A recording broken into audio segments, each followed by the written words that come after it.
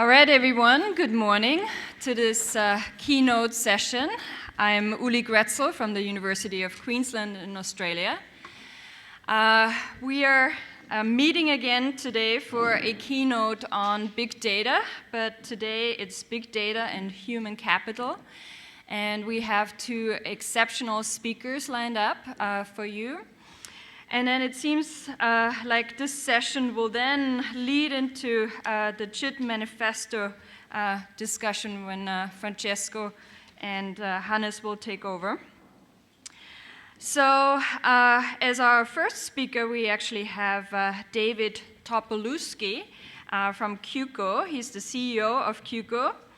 It's a provider of mobile spoken language and vocational training solutions for the hospitality industry.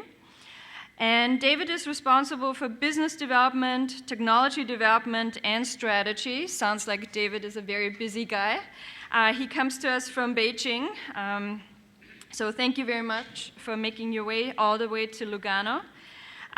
He works for clients such as Samsung, Bali Hotels Association, and is also a strong proponent of mobile learning. He has pursued the development of learning solutions to empower hotel associates to deliver better service more efficiently and memorably, as well as to upsell to guests. He has been a speaker at numerous mobile technology, education, learning, and hospitality conferences, pretty much everywhere in the world, and he has earned a bachelor's degree in economics at Yale and an MBA from the Wharton School at the University of Pennsylvania, majoring in finance with concentrations in management and operations. So please welcome David Topolewski.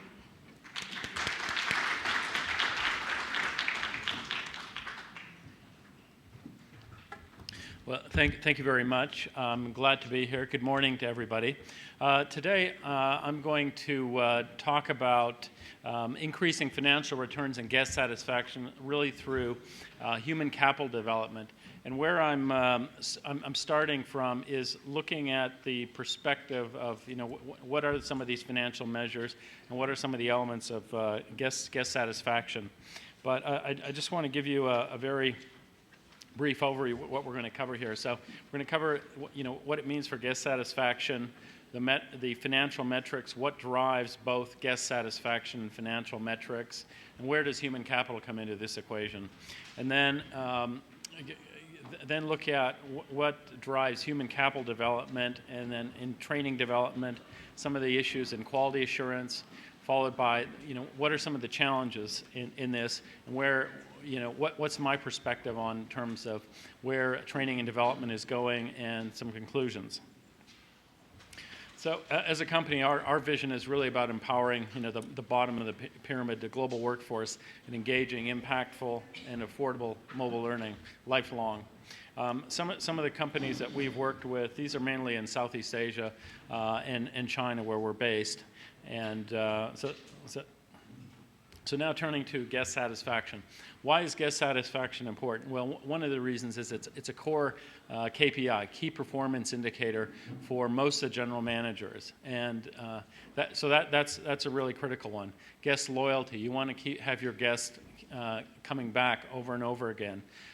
Transparency. What I mean by transparency is that there's so many reviews out. So I've got TripAdvisor up here. There's how many millions of reviews there, and these are searchable reviews. There's so many of them. Whereas if you go back, some years ago, you would have them being written into hotel magazines, not searchable, not very many of them, certainly not immediate. Now it's completely different. You've got feedback on great experiences, mediocre experiences, and everything in between almost immediately. So there's just a lot more transparency. You can't hide behind bad service anymore. then a lot of the hotels, particularly the brands, are they're making promises to you as guests. What's your, they have a brand promise, and being able to deliver on that is really critical to guest satisfaction. Otherwise, you're going to have what we call a gap. So you've got an expectation up here and a delivery here, and so your experience is going to be much worse as a result, because the gap between what was promised and what was delivered was so high. And then guest satisfaction has a real clear impact on financial returns.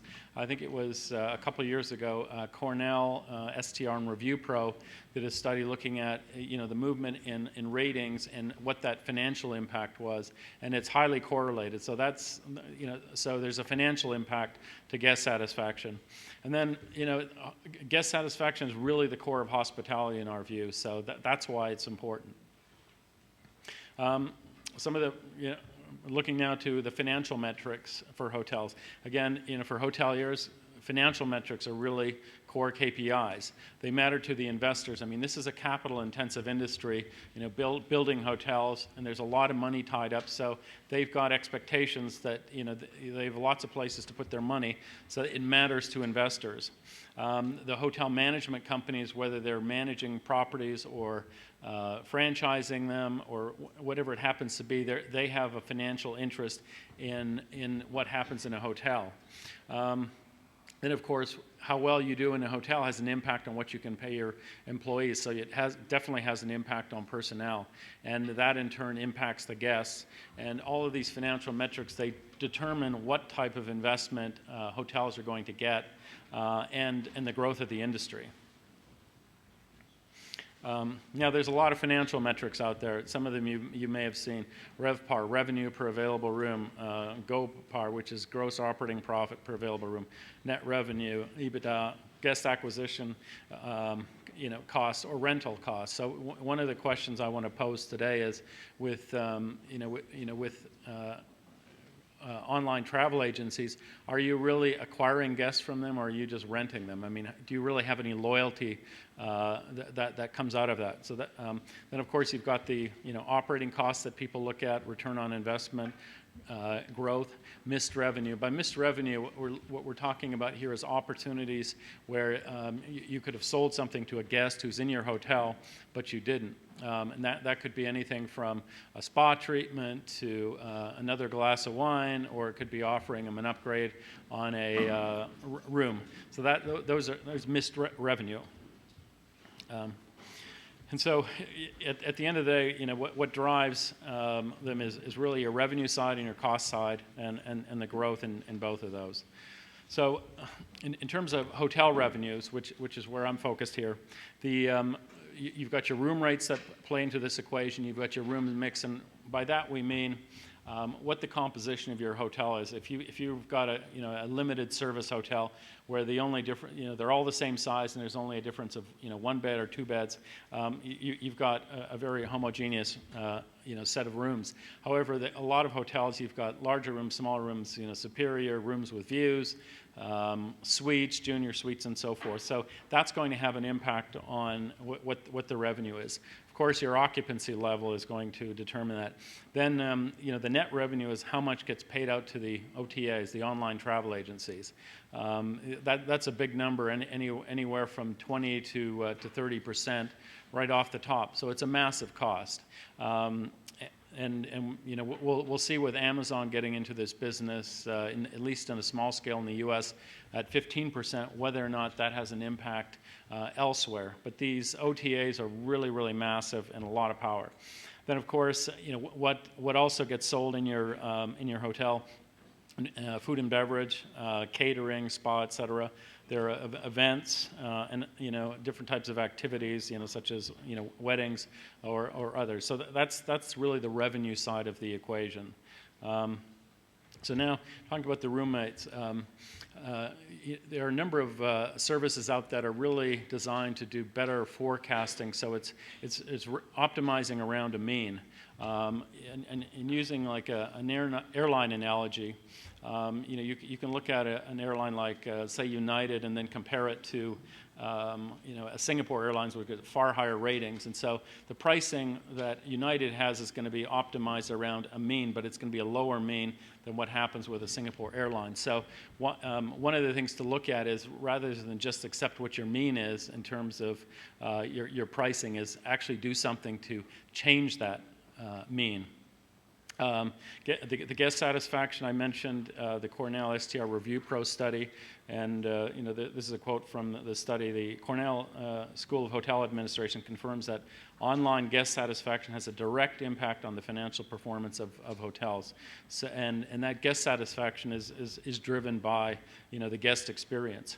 Upselling has an impact on the room rates from the perspective of someone comes in with a standard room, and whether that front desk person offers to, hey, would you like an upgrade into a suite for another $100, and it comes with breakfast or something like that. So that drives it. And then, of course, the occupancy and how tight the market is has an impact. And then again, coming back to the channels, if you've got a payout of 25 to 30% to OTAs, using the 25% number, that $200 room per night is now $150. So that has a big impact. And then the non-room revenues, and there are a few here: the F&B, upselling, as well as the standard, the catering, spa events. So I want to run through an example of F&B upselling, and this is based on a 4-star hotel in Southeast Asia. And so they do 15,000 covers a month, and this is lunch and dinner. We excluded breakfast because it's buffet style, so there's not really an upselling opportunity here. So the general manager there thinks a reasonable upsell per cover is about $10, and so that's $150,000 per month of upsell opportunity, which works out to be $1.8 million a year. If they were running at a 20% success in converting that would drive $360,000 in additional revenue. Another way to look at this is, if there were a 4% increase in the average ticket, the average check, if you will, that would drive $360K in additional revenue. Cost to implement something that's going to improve the upselling is about $24K a year. So you've got a massive return on your upselling investment there. So now turning to the cost side. We've got personnel productivity, how well somebody is doing a job. Do they do it quickly? Do they make a lot of mistakes? And this goes across the property, everything from front desk people to housekeepers to food and beverage. The OTA fees, the online travel agencies, that's a guest acquisition, and whether there's real loyalty through that channel, or whether there are other opportunities. You've got marketing cost. When employees don't understand things, you've got mistakes are made. So that costs you money, whether it's they brought the wrong dish, or the wine was not the one they ordered. That's an issue. Low employee engagement. That's a cost that shows up in motivation and productivity. And in the areas that we're operating in Asia, you've got very high turnover. So a low turnover would be considered 25-30% a year of your staff. A fairly common number that we see in China is 45, even 60 or 70% turnover. That's really expensive.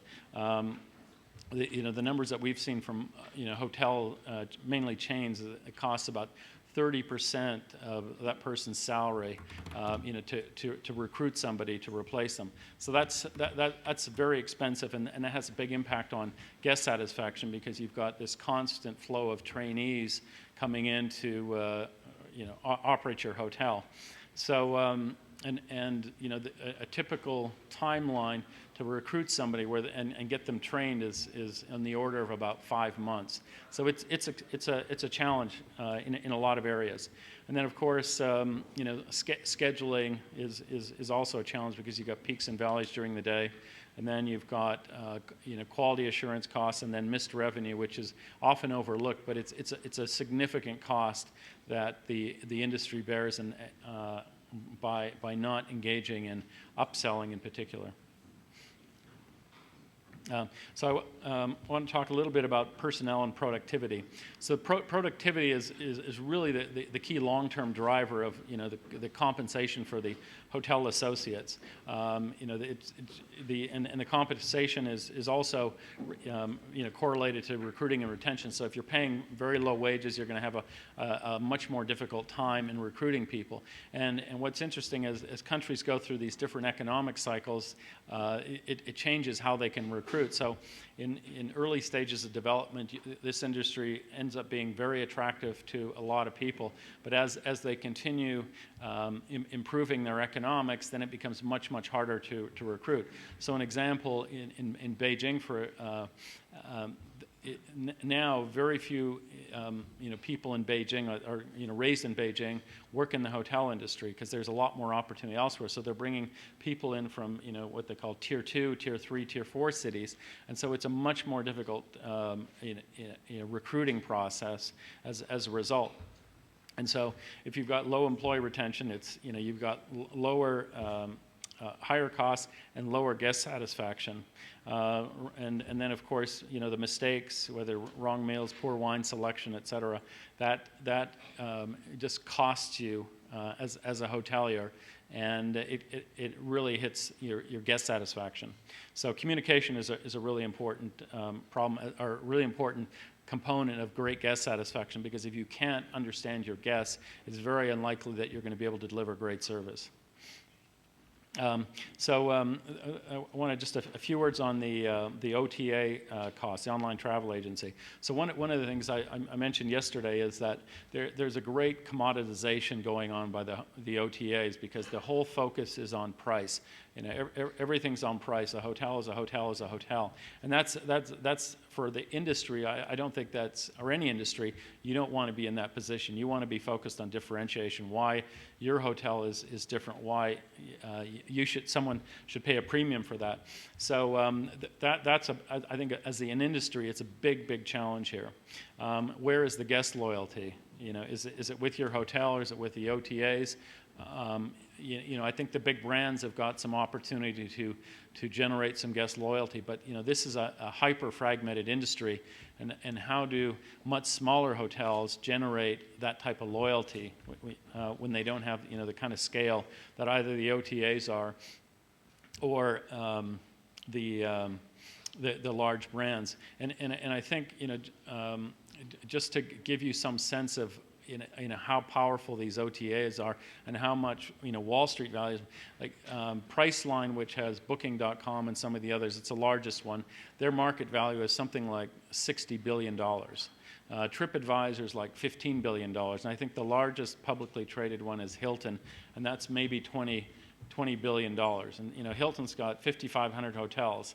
Priceline has got 0 hotels. So there's an enormous amount of value and in these OTAs, but it's easy to see why, because they're taking 25 to 35% of the revenue off the top. So that begs the question: have you really acquired a guest as a hotelier, or are you just renting it each time and paying for that over and over again? And are your guest satisfaction levels, are they driving retention? And who here thinks what's a reasonable price or reasonable take for the OTAs to have? Is it the 25 to 30%, or is it lower? And is it sustainable? Is really I think the long-term question that we have to answer. So turning now to guest satisfaction, what drives that? So communication with guests. If you understand your guests, you can communicate with them. Brand promise delivery. I mentioned this earlier. Watch for the gap. You're making promises to your guests. Are you delivering on those promises. My belief is in many cases no, because the people that are actually delivering the service don't even know what the brand promise is. We've done surveys in Asia on this, and very few people actually understand what their own hotel's brand promise is. So it's a bit of a stretch to think that they could deliver on that, in any consistent way. What are the service standards that you have, and the process control?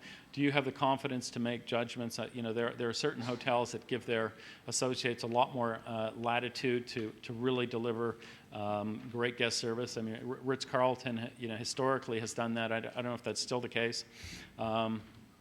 Then employee experience is important. Same with engagement, the attitudes that they have, and all of that is really important to delivering a guest service. And of course, management is. I mean, this isn't a vacuum. You've got to have good management that's motivating the staff, that's engaging them, and upselling is also a driver of guest satisfaction if it's done properly. You don't want to oversell somebody, but at the same time, you do want them to have a great experience as a result. So that's a key component in doing that. So where does human capital come in both guest satisfaction and financial returns? It really impacts everything. The revenues, the costs, profitability, the loyalty, growth, even social media, the experience that people have with the hotel associates. That's what's driving their social media commentary. That's what's driving their reviews. It's not. People don't write about, oh, this was a phenomenal marble foyer. That doesn't have any lasting impact on them. It's really the service that makes the difference, and then that in turn is going to drive your reputation. Compensation is obviously a really important thing in human capital, and that's people want to feel fairly rewarded. Training and development is also very important because it engages people and gives them an opportunity to grow, which I think just about every worker wants to. Career opportunities, you've got to lay out these opportunities if you want to retain staff for the long haul. If you don't, then you're going to be faced with a very high turnover environment. And of course, culture absolutely matters, and different cultures are going to attract different types of people depending on how a hotel is positioning themselves. And then the leadership is really, really important. So now I want to turn now and talk a bit about training and development here, and some of the revenue impacts that by training that you can get. So if you're training somebody in upselling rooms or across property, so you can upsell rooms, you can upsell food and beverage. Different types of activities. And an example that one of the operating officers, they have a really nice hotel in the Maldives.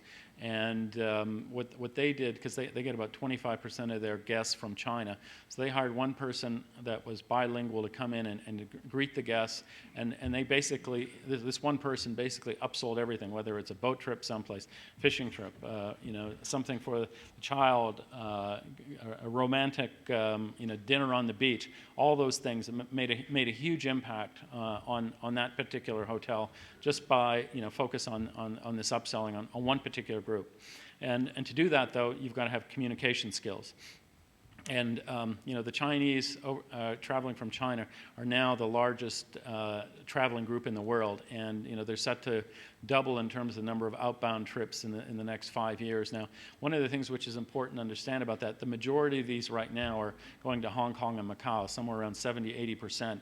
What's going to happen with the next 100 million is the majority are going to be outside of those areas. And so you're going to see markets like Europe and the US and many others where those numbers are going to go 3, 4, 5 times higher. And you look at, as an example, Hawaii, they spend 25% more than a typical American tourist to Hawaii. So they're spending a lot of money. So if you want to engage that and provide great service and get that loyalty, and it's a highly social media savvy country. So you're going to if you want to participate in that, it's really important. And to give you some sense of the impact. In Thailand, for example, 10 years ago, the travelers from China were, maybe number 10 or lower. Now they're number 1. They're like half the business now. So it's massive what's happening there. What people are, historically been using in this industry has been a lot of manuals, and our observation has been that very few people actually read these anymore, particularly younger people. It's very much a mobile mindset. They want everything, mobile, anytime, anywhere. And having these rarely updated, rarely localized manuals that sit in one place is not really in any way a real training system at this point. As I mentioned earlier, the better service drives higher average daily room rates. Again, that comes out of the Cornell study. And communication is really a key to develop, brand ambassadors rather than order takers. So do you want your people to really be engaged? You want them to anticipate the needs of your guests. They've got to be able to communicate with them and connect with them.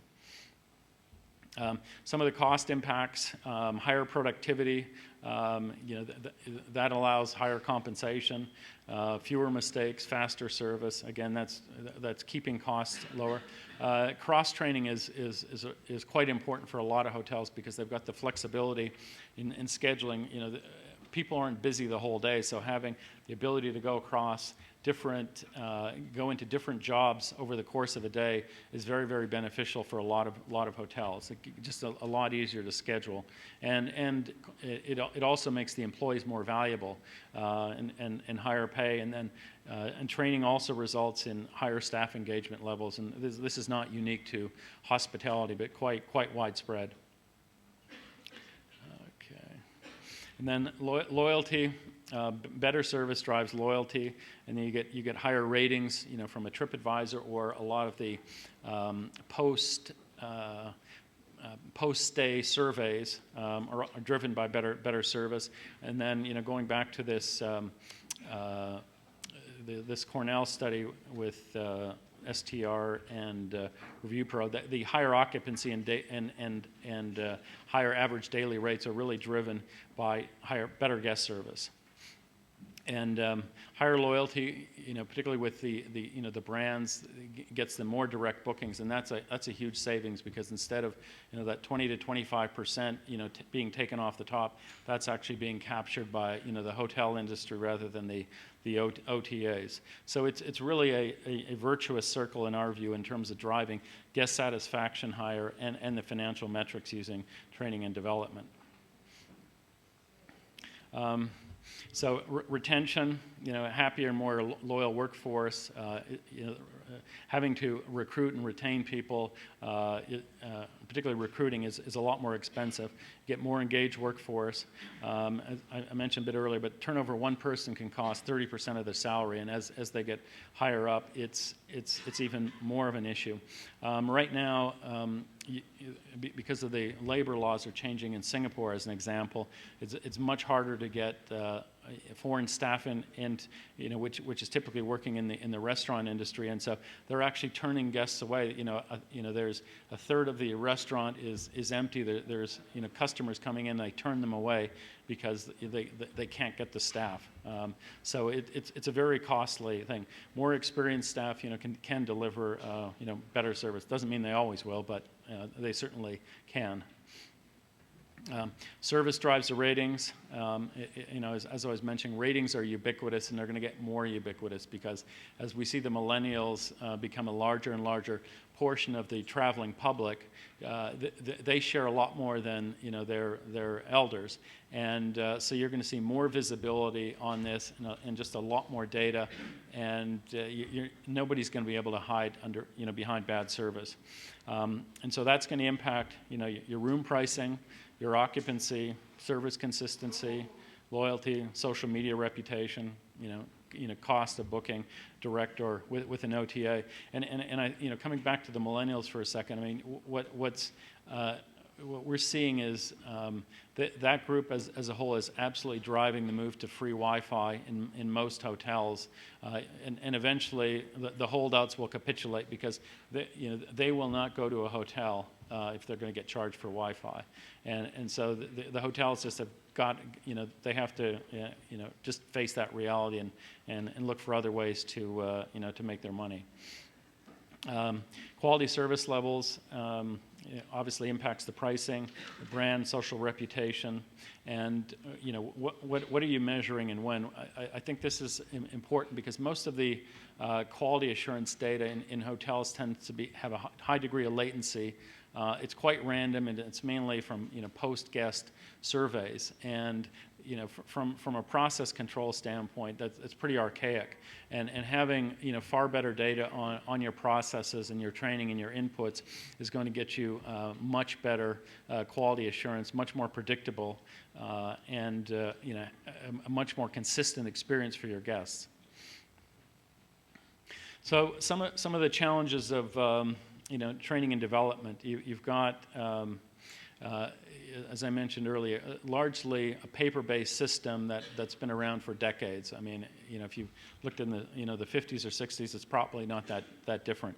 And I think in fairness, it's not because the industry just wanted to stay there. I think the thing that is changing this massively right now is mobility. Particularly mobile phones, because now you've got very powerful devices, great connectivity that are ubiquitous, and that's really making the difference, because most of these workers are mobile workers. They're running around. They're not in front of desks, and to put in that kind of infrastructure, historically with PCs would have been, just out of the question. However, now it's much more of a BYOD, bring your own device environment, and so there's a real opportunity to change this, and having mobility instead of being fixed in time and space, when you can train, where you can train, how dated, getting up-to-date information. What we've found with a lot of our hotel associates in Asia is that most of their training is between 9 p.m. and midnight, and the second most is between 6 p.m. and 9 p.m., and third most is between midnight and 3 a.m. Very hard to schedule classes in those times in a traditional environment. So you can see that this flexibility really manifests itself in being able to do it anytime, anywhere. Classroom training tends to be very high cost. It's not scalable. It's not consistent.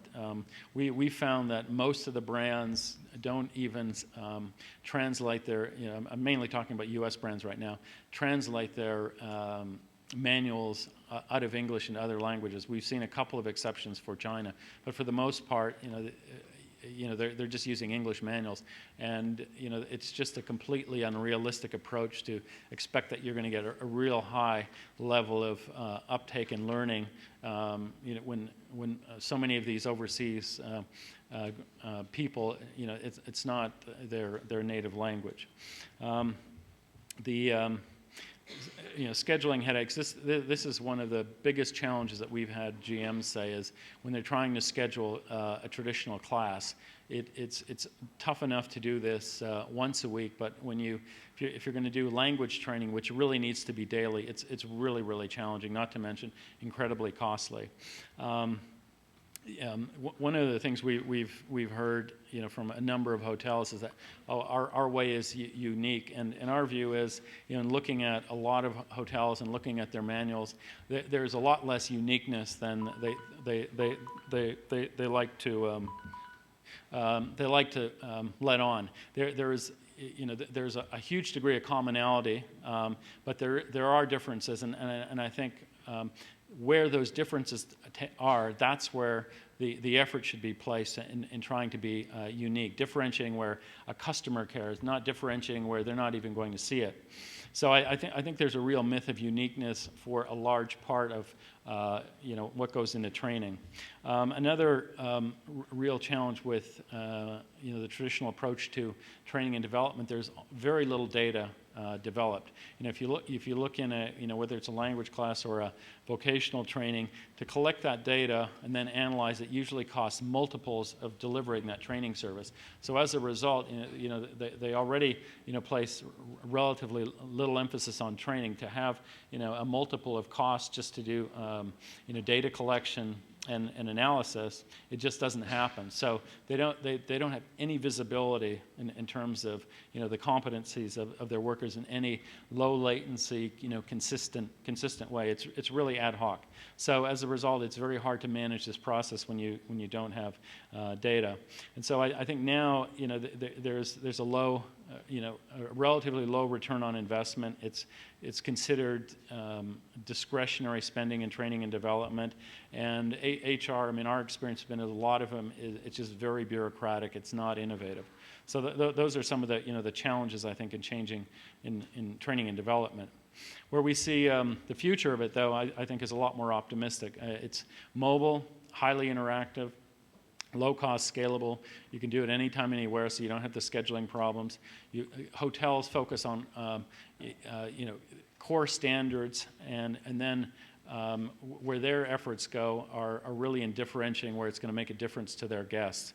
There's a lot of data generated now with mobile, and then you get process information in real time, and then you can learn from that. You can improve that dashboards so that you can get feedback in real time, be able to anticipate problems, correct problems, a lot more visibility. So you can, if you're a general manager, you can look at each department on your dashboard and see where you've got issues, whether it's, our people aren't upselling as well as they should be, or we're having too many guest complaints, with housekeeping.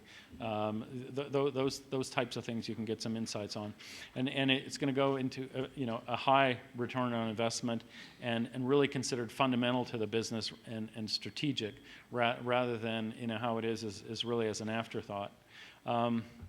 So in conclusion, invest in your people, move into the 21st century, focus on the activities that really make a difference to your guests, those differentiating activities, don't try to do everything yourself.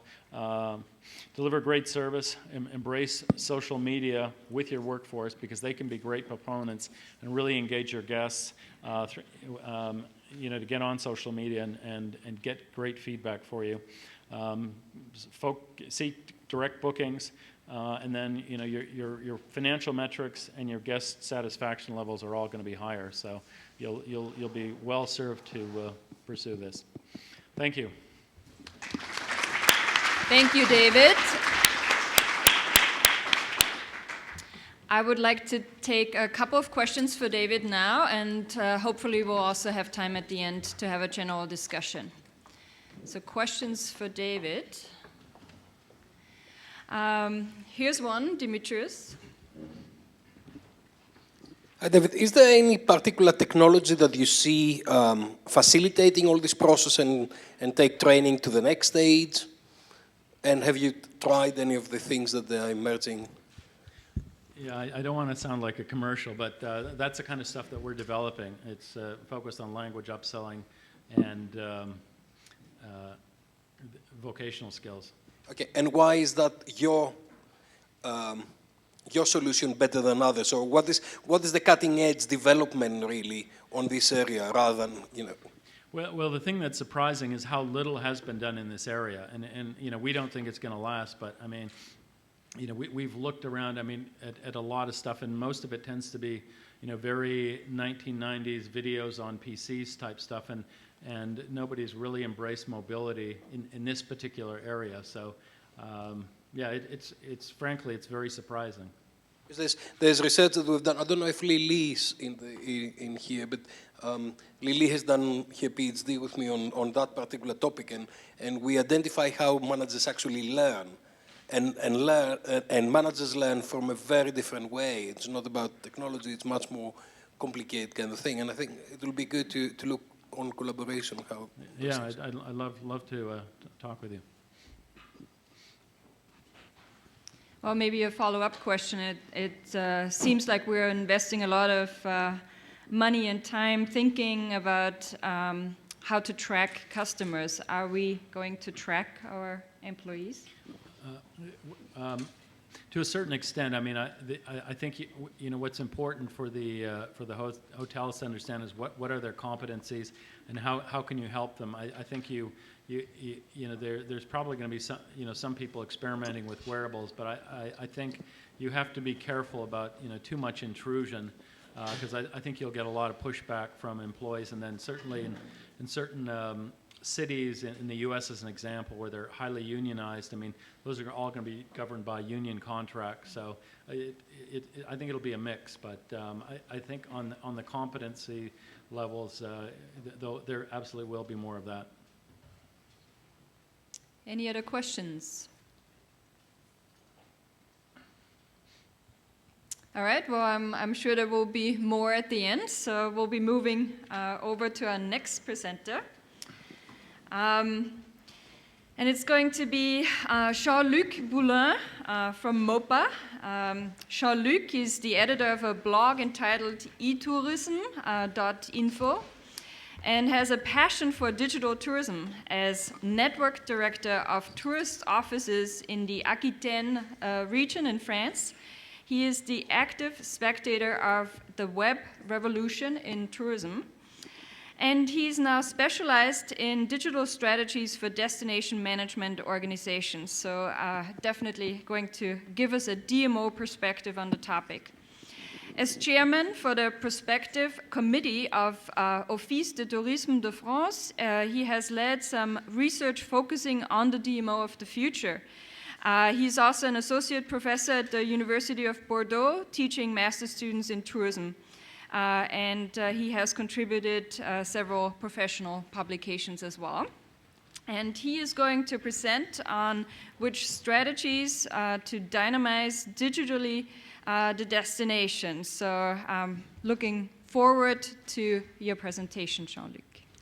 Thank you very much, Ulrike. So I am French and I have a French English. I am sorry. And if you have some question, I hope. But go slowly, please, because sometimes it's very difficult. It can explain our level of English level, that there is not a lot of French people here, and that we must follow the good advices of David to be better in training. So my keynote will be in 4 points. I want to speak, to begin, of silent travelers. Silent travelers, a new kind of traveler, with very interesting but was a great consequence for the DMOs. On the second point, I will speak about customer relationship during the stay. We speak about new jobs who appeared in DMO with this revolution, and we invented some new jobs in our region. And I will finish to speak about human capital. For me, like David said, is very important to success. I must say that, like Ulrike presented me, introduced me, that I am specialized in DMO. I lead a network of tourism offices in Aquitaine region, so it's in southwest France, and so all my presentation will concern more DMO and the consequence on the destination management organization. So, what are these silent travelers with was a consequence for me of the increasing of mobile? Mobile customers are today very important. It's a secret for nobody. Mobile travel sounds good for our industry. Bookings are increasing by mobile, but not only. The number of consumers who use geolocalization on their mobile devices has nearly doubled in recent years. And when a mobile user has booked, after booking is geolocalized, and he starts looking for activities and tourist spots with his smartphone or tablet. And these silent travelers are turning first to their mobile to find solutions themselves in all travel solutions. So they don't need anymore a DMO to have some advices. These silent travelers are typically both and young and high-income travelers. As you can see on this infographic of Skiffs, the Skiff blog, the percentage of individuals who prefer search on Google or on social media to resolve a travel problem is more and more important. The number is interesting for me, is the number of the 25, 34 years old is about 40% of people who don't ask anybody, who don't go to a tourist office, to a visitor center, but who use the device to resolve a travel problem.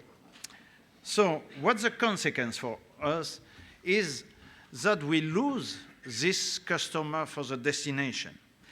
If these silent travelers don't need the help of a DMO anymore, the impact will be important. They are not on the radar anymore. And these travelers can become totally silent for the destination. So the objective of a DMO, logically, is to spread information and advices to develop business on the destination.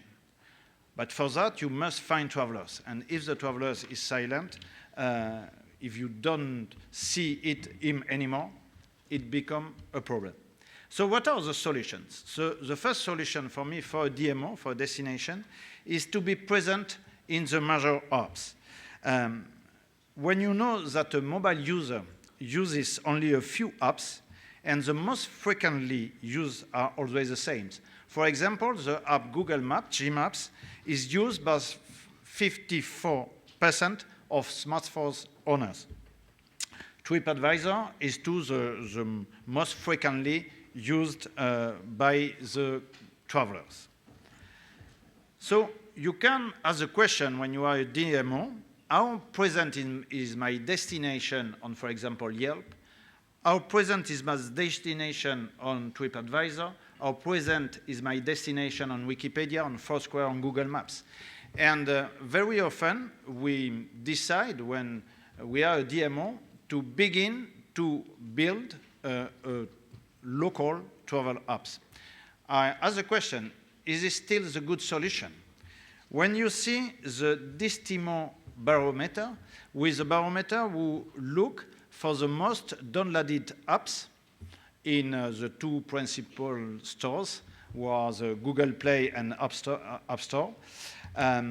You see, for example, for the category Travel in France, for the free apps were downloaded, the first institutional apps, DMO app of the Sancy Tour, Sancy is in the Auvergne, in center of France, is ranked 148.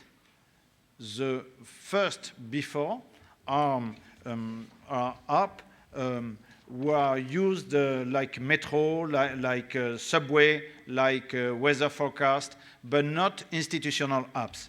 I did the same thing with the Swiss, Switzerland, and in the Swiss, the first official tourism app is SwissMag from Switzerland Tourism and ranks number 116. So we can ask this question, do we have still to have our one travel apps or to take time to be better in Google Maps, in Wikipedia? It means the restaurant, the hotel must be right present in this kind of apps. The second solution for me to speak with the silent travelers is to build a hospitality scheme. What's the meaning of hospitality scheme that we began to make in France? We have a lot of tourist offices in France. We have in all the country around 3,500 info points for 2,500 DMO. So it's really a lot. But we know that only one tourist out of 10 comes into the tourist office, into the building. So we have the question, what do we do with the 9 others?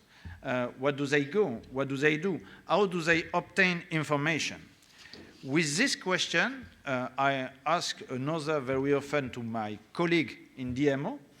I ask them, if you close tomorrow morning your tourist office, would this affect tourist number in the destination? And the answer is very often in the question, because we have very few effect in a lot of cases with our tourist offices. So some tourist advisors say it's okay like that, don't change anything. And I show you the photo of an employed tourist advisor in few years in our region, southwest of France, but it can be a nice life too. And we don't need any more of the tourist office. And some do react. And in Aquitaine, a few years ago, we decided to build the hospitality scheme. In French, we say SADI, for Schéma d'accueil et de diffusion de l'information. So it's hospitality scheme to spread information. Why build such a scheme? First reason is to organize an hospitality net on the area, not only inside the tourist office, but outside the tourist office. It's to optimize communication about the offer, and most important, it's thinking client first, customer first, and not offer. So to build this scheme, we have a methodology with several stages. The first stage is to look where the tourist flows. Like you see on the map, you can see where the entrance points to the area. Where do they go after be entered? Where are the main spots? I mean spots with the main population during the tourism season. To do it on a map is very interesting, because when you show that to the different stakeholders, to the different local stakeholders, they can understand that the building of the tourist office is not very often widely at the good place, because the flows are different. The second stage after that is first be good inside the tourist office. So how to improve hospitality inside the tourist offices. For that, you have a lot of solutions. You can have digital tools. We have more and more digital tools in the visitor centers, like tablets, like screens, but it's not the most important. For me, digital tools is important in a tourist office if you have a good and a high-level advice with a very good tourist advisor inside the tourist office. And a visitor center must be, today, for me, a place to relax. Like you see in a very rural tourist office, Val-de-Garonne, it's like a house. You have some screens, but the screens are with traditional furniture, and you have pictures of people who make of locals who can make the experience for the traveler. If you see in another town in Mulhouse, in Alsace, you have nice colors, you have seats to be cool, to drink a glass of water or a coffee. And more, we have to change the whole face of tourist offices, of visitor center. It's not only a French problem, because here it's a blog of Troy Thompson, who is American, about the visitor center of the future. And he says the needs of the visitors change, but the visitor center has not. And for me, it's today the problem. So we have to work with that. The third stage for our hospitality scheme is to think what are we going to do outside the tourist office. The customer, when he arrives on the area, very often it doesn't know where he is. Maybe he's at the middle of nowhere. He doesn't know the name of the small destination, but he still knows the name of the hotel, the name of the bed and breakfast. And so he knows where he booked. If you see this interesting infographic of Google Traveler, it was last year in 2030, they asked this question in the survey for the first time. How do you do when you are at stay to evaluate local activities, to find what you are going to do during your journey? First is the brochure or the books I am going to find in my bedroom. Second, I'm going to see the destination website or app.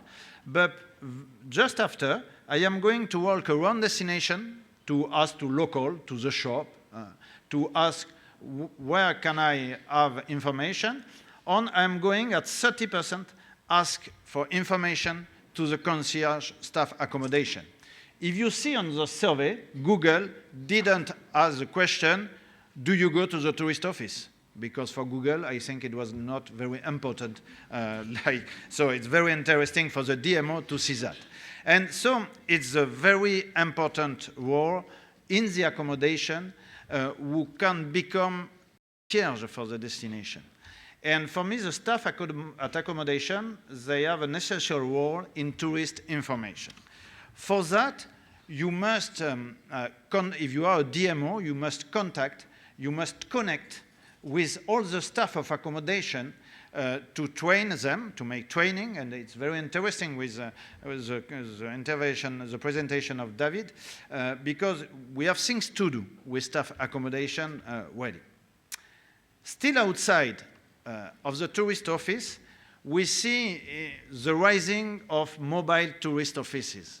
A lot of DMO, they take very funny cars, like electric cars on the left side in Mediterranean, or tricycle, to go in the street, to the beach, to the marketplace, to meet customers, to meet the 9 people who don't come to the tourist office. And it's very interesting to see that these mobile tourist offices are the real identity of the destination. For example, on the left side is in Rocamadour in Dordogne Valley in southwest France. It's an old grocery truck. This truck gives information for the market day, and the DMO, the tourist office, with the driver, they go to different villages of the country. It's very funny because a lot of tourists and inhabitants too, when they see the old grocery truck, they come to make some selfies front of the truck, because it's the identity of a rural area in France. On the right side is very nearby, but it's another destination, it's Brive-la-Gaillarde, who targets young consumers. They have renovated a Combi VV, like we saw in a focus in Nordeste in Portugal, the same thing. And the identity of the destination, it's a young destination because they organize a festival and so on. So these mobile tourist offices are growing a lot in Europe, but too in USA. An example for an hospitality scheme, example of Quebec City in Canada, in province of Quebec. Quebec City is the second most famous place in Quebec, Canada. A few years ago, a report showed that tourist reception was poorly organized in the city, expensive, and not really very successful. It was the problem of Quebec City. When you see on this map, at this moment, 3 years ago, they had 4 info points for bureaux. The 2 who are red belonged to the DMO of Quebec, the Quebec City Tourist Office. The blue at the top of the map, the Centre Info Tourist, was the info point of the tourism ministry of the government. What, like very often, different administrations, so different sectors. And down the map, on the other side of the river, it was another info point, but of another municipality. But very nearby, the other bureau of Quebec Tourist Office. So they decided to be relatively strict and fast. They closed 3 bureaux. Now it's open only one, the Infotourist Center. The team changed their jobs. Some of them, because they had no more work inside the tourist office, they have become mobile tourist advisors, like this guy.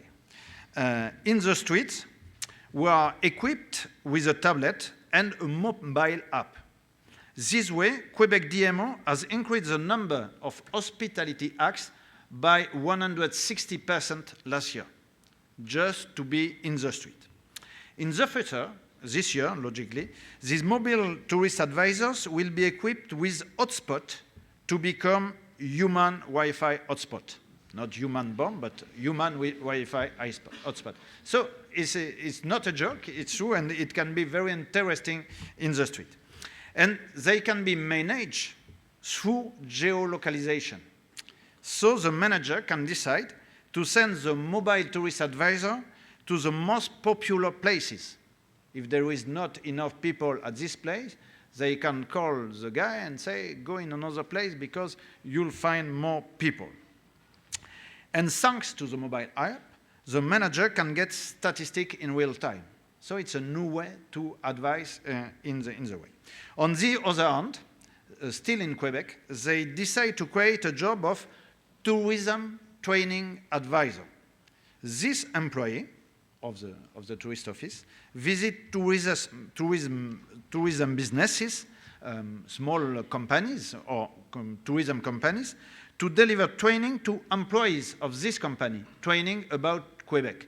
2 hours, by 2 hours, this girl goes in the different companies to make training. Like that, the staff, accommodation staff, will be better to make hospitality act. So it's a good example for me of hospitality scheme who was a good answer for Quebec. In another destination, it will be different.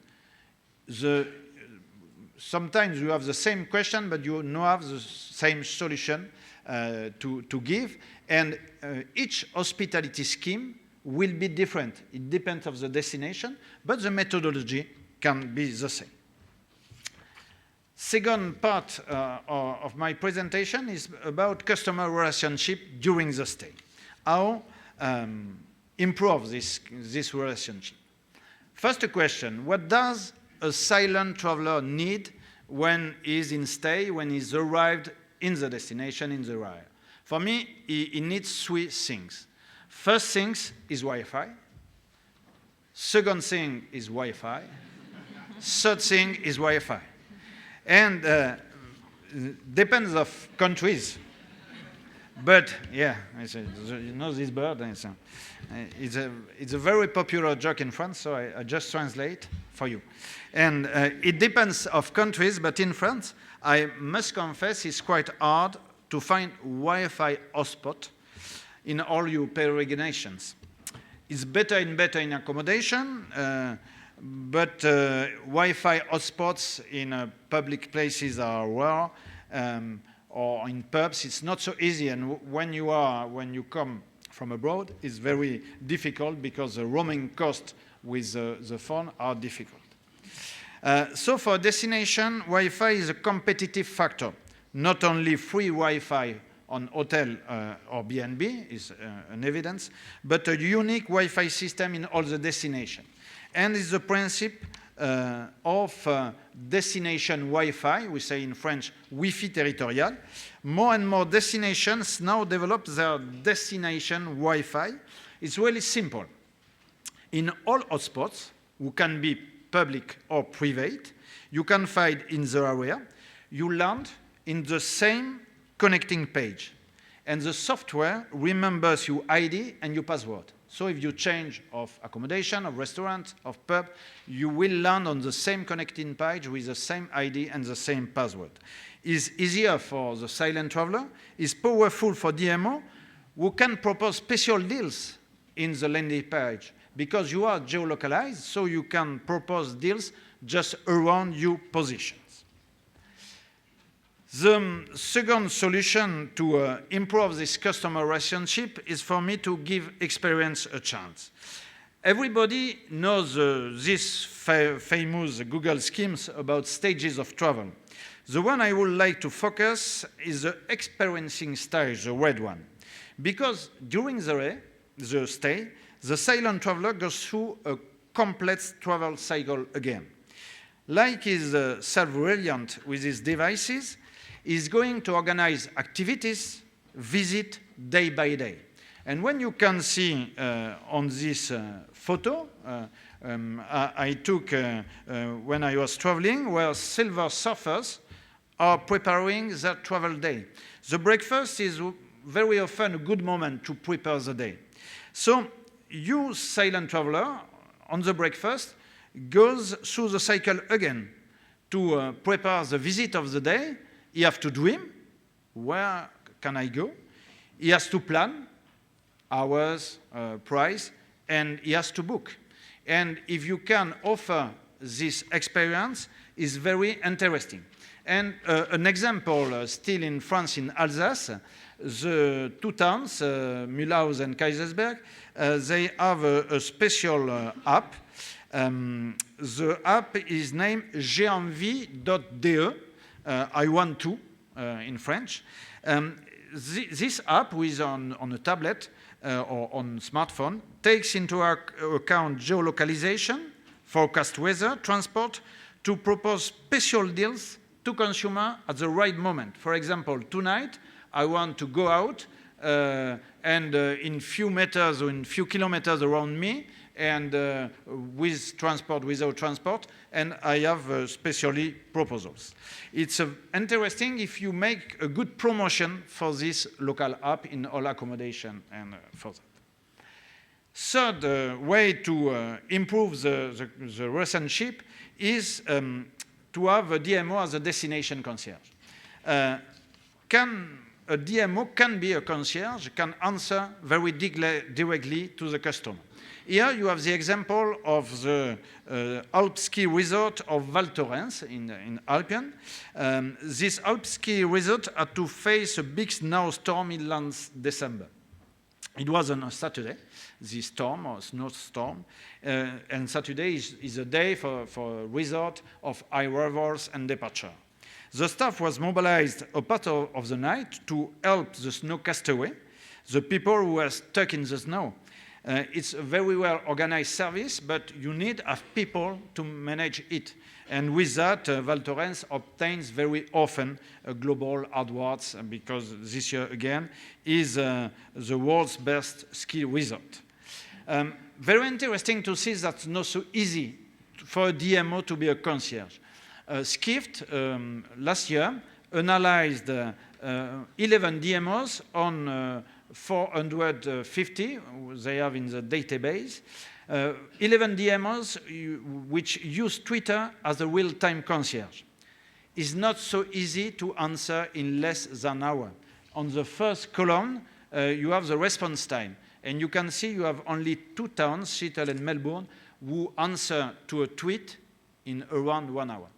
And the question for the real-time responsiveness is very important for a customer.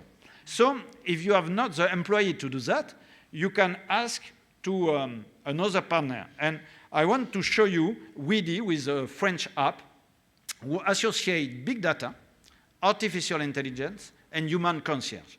With this app that I have in my smartphone, I can speak, because it uses Siri, and I can, the startup is in Bordeaux, Aquitaine. But if I am in Lugano, I can ask for a typical Swiss restaurant in Lugano, who is good for the euro Swiss franc currency, which is a little bit hard for us now. And they answer me immediately in few minutes for a restaurant, and they give me all the directions. How does it work? The system recognizes the name, the word restaurant.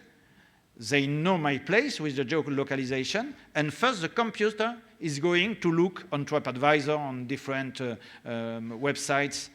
But a human concierge is going to verify the information before send it to me.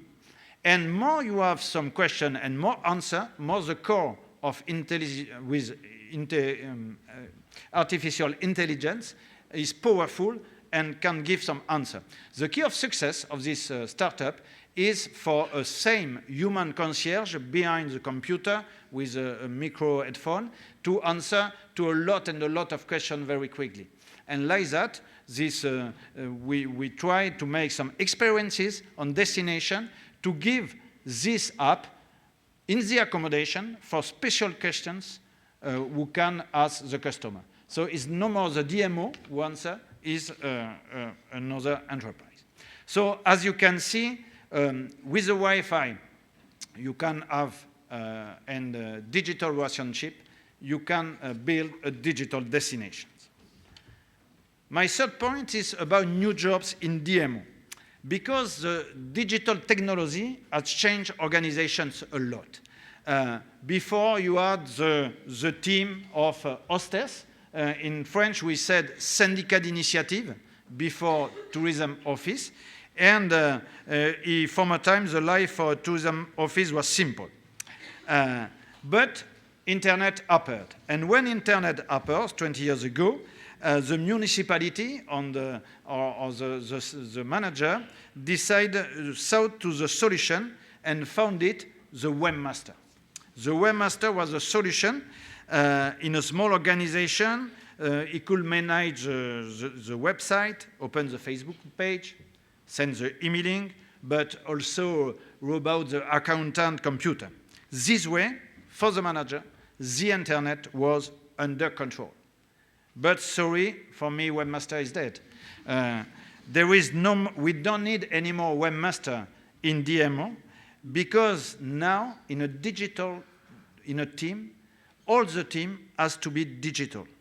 Especially in a DMO, you must have a digital team. Each member of the staff has to be as digital as a webmaster. It's a way to digitally dynamize the destination. To obtain this result, you have to change the jobs. Because in each job, in each member of the staff has to be more digital with training. And we have invented in Southwest France different new jobs. The first is the job of animateur numérique de territoire in French, and I translate by local digital officer. It has been invented in 2009 after a report about online marketing in our region, Aquitaine. The report said that 60% of accommodation of small and medium tourism enterprises were not sold online because these small enterprises didn't know how to go in internet, how to work with OTAs, how to be on Google. And so it was a very big problem of competitivity. So we decided to make this new job for DMO to support tourism business.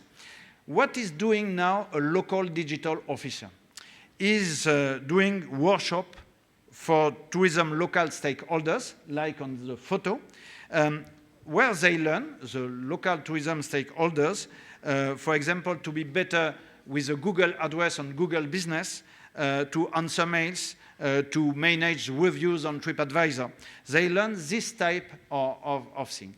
And it's very precious, and the comeback of the feeding of the stakeholders is the feedback of stakeholders is very, very good. Now we have more or 1,200 local digital officers in all over the France, because now is a national action, and is recognized as a official professional title in our profession of DMOs. And it changed a lot the visage, the face of DMOs. We are more modern and we can really help local industry. The second one we invented is the job of destination reporter, reporter de territoire in French. Because with the social web, we need more and more content. So what did we do in a DMO before? We asked for a company to make some video, to make some photo. But to publish content every day in Facebook, Instagram, Twitter, it's an hard job, and we need local content. So the DMO must have the resource to produce this content. The reporter de territoire jobs consist for the training in 10 days. And during the 10 days, trainees learn about video, photo, and web storytelling. Results are really amazing because trainees have once traditional jobs inside the tourist office. They are not new employees. They are traditional employees. For example, they were, for the moment, only tourist advisor. And in 10 days, they discover a new way to express the destination. I mean, express their personal feelings about a destination they know very well and a destination they're particularly fond of. And so they love to produce content after the training, and the network of destination reporter is very important with a Facebook community very active. The third we have is about the tourist advisor. I explain how we can organize a hospitality scheme on a destination. If you have an hospitality scheme who take into account to welcome inside the tourist office, outside the tourist office, in all the destination, it's impossible to do the same thing with a tourist advisor. A lot of tourist advisors in tourist offices, they are very often 40, 45 years, and when they began, internet wasn't here. And they were behind the desk, and they were hôtesse d'accueil, and it's a great revolution now to say to this person, now you are going to put a bomb on the welcome desk, because very often we have no more welcome desk, and we are going to give you a tablet, and with this tablet you are going to go in the street or to visit local stakeholders to organize an hospitality scheme. And so to do that, you have to train, and you have a training of 10 days where we explain during this training to a tourist advisor that a tourist advisor on the destination is more and more a connector between different parts who are very important for the hospitality scheme. It can be people on the public services, staff accommodations, population, citizens, but to urban furnitures who can give information, or web apps who are some elements of the hospitality scheme. And the new job of the tourist advisor is, for part of the time, it will be inside the tourist office. For another part, it will be to connect and to organize all the hospitality scheme. And it's really a revolution for this person. And the training is very important. And it's important to build a network with this new tourist advisor, new generation. And at the end, a new job will be the job of manager. We must have a manager of a DMO who thinks digital and who can build a digital destination strategy. Since 15 years, we say to a manager, you have to make a website, and after you have to make to be in social media and to be in the mobile. But at the end, the manager can lose a global strategy. And so we organize some trainings with the manager in a few days to can build themselves a global strategy for the destination and to manage really all the team. I go to finish with something I think everybody is agree with that. The key of success are not the tools for me, but are the human capital in a DMO and in a lot of tourism companies. I mean, now you need more time than money. Why? Because for a DMO, the most important thing now is no more the money. Why? Because we have in tourism, like in another part of industry, we have the zero marginal cost of Rifkin. Producing content for social networks doesn't cost money. Supporting local stakeholders doesn't cost money. Organizing a concierge service for customers doesn't cost money. It costs time, a lot of time. Motivating staff accommodation doesn't cost money, it costs time. Somebody who is on the city, on the destination, to discuss with all the stakeholders. And we all need that in the DMO, time. And this morning in a focus, our friend of Barcelona explained that there is a lot of things to do with social media, but there is no more time. Because when you go to meet the municipality to ask for a little bit more money for next year because you need to have the staff more important, the answer is no. If you say we need 5,000 euros to build a local web app, the answer is yes, because the human capital is not a thought, is not a concept for the administration, for politics, which is today very important. And the challenge of the next years will be for me to find time for the DMO to do all this new organization with the team. And team will be great.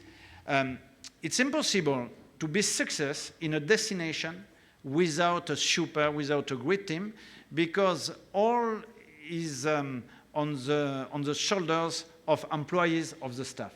And I wish to all my colleagues who manage some DMOs to have great teams to realize that. Thank you. Thank you very much.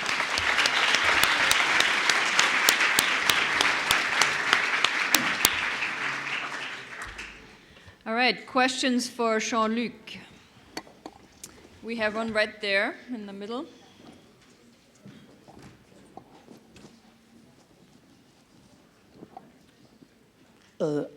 Thank you. It's really a very interesting presentation. And my question is, who will pay for the 1020 LDO? Vincent? Pay the salary for LDO. Ah oui, for each DMO, because it's not new employees. They are not new employees. They were employees webmaster, for example, in a DMO. We don't need a webmaster anymore, or quietly. So they change the job and they are paid by the local DMO. In France, we have 2,500 local DMO. Is that the same condition for tourist advisor? Yes, Okay. they are the same. Okay, thanks and a for lot. destination reporter too. It's the way of changing the job inside the staff who exists. Okay, thanks a lot. I think question over there, yep. You were first. Thank you for the wonderful presentation. I have a question having to do with curricula. Do you think that we have to update a little bit more our bachelors in tourism in order to show this new? Do you think that all the training that you have said should be given after a Bachelor of Tourism, or should be included in the curricula? This is the question. Thank you. The problem of the initial training at university is that the world changed a lot and very quickly. I teach at university and eTourism, digital tourism, and each year I change because. And I think that we have to change, but the ideal for me would to have some special parts of the program who can change quietly every year. The title, the professional title of local digital officer will be tomorrow be obtained at university. In some few university, we are going to try that. But it's very hard to change because in France, when you want to change the program of a master, it's 3 years of discussion with administration, of meetings and all that. In 3 years, the world are totally changed inside our enterprises. Thank you very much for this impressive presentation. I would like to ask you, France is one of the biggest supporters of open geodata. together with Switzerland, France has kind of paced the development of open source and open data solutions. You also have behind Obama the biggest PostGIS server installation in the world. So do you think that for tourism it's important we share open data and use those tools? For me, it's totally important, and we can leave out that. We have still very, for me, old database system, information systems in institutional tourism. In France, we have old system, and for me, we have to propose some API, very open, where everybody can take all the data. And it's better, we need time. If tomorrow all services are built by other people and not only for the people of DMO, we will win time. Do you know how many time do we spend in DMO to put things in the database?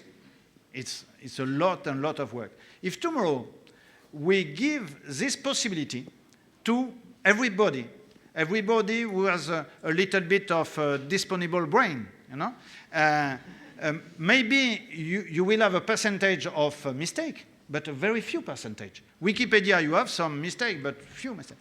And if we do an open tourism Wikipedia, and we will win time, for me. Dimitris? Jean-Luc, I really enjoy your presentation. But it's a mentality issue. How do we change the mentality of the tourism information officer or the person in the destination management organization that traditionally will open the office at 8:30 just as they drop the kids to school and they close at 2 o'clock so they can go for lunch? How do we change that to take advantage of all the things that you so nicely presented? It's really a big problem because we have the same work rules, who doesn't change. The world is changing, but and I think, like David said, if you have a high motivation of the staff, it will not be a problem at 8 p.m. to see on the smartphone if you have a question of a customer and to answer, or to take a photo of the concert I have in my street because I am a tourist advisor. For that, you have to equip all members of the staff of smartphones, of tablet. For me, it's the principle. The Montreal Tourism Office did that 2 years ago, 3 years ago. All the staff, 80 people, they have smartphones and they have the challenge to produce content for social media. And for the rest, you will still have tourist offices who are closed at 6 p.m. or at 7 p.m. But if you have information with, for example, a 24 screen and information inside outside the tourist office in the accommodation, it can be a solution. But it's a new culture for everybody. We're unfortunately out of time. 2 very inspiring presentations, and I would like to make an announcement. There's a mistake in the program. Lunch is at 1, so we will actually continue on with our discussion of the CHIT manifesto, and hopefully that will actually maybe raise some more questions in terms of how we do this and maybe also what research we need to supply the industry with.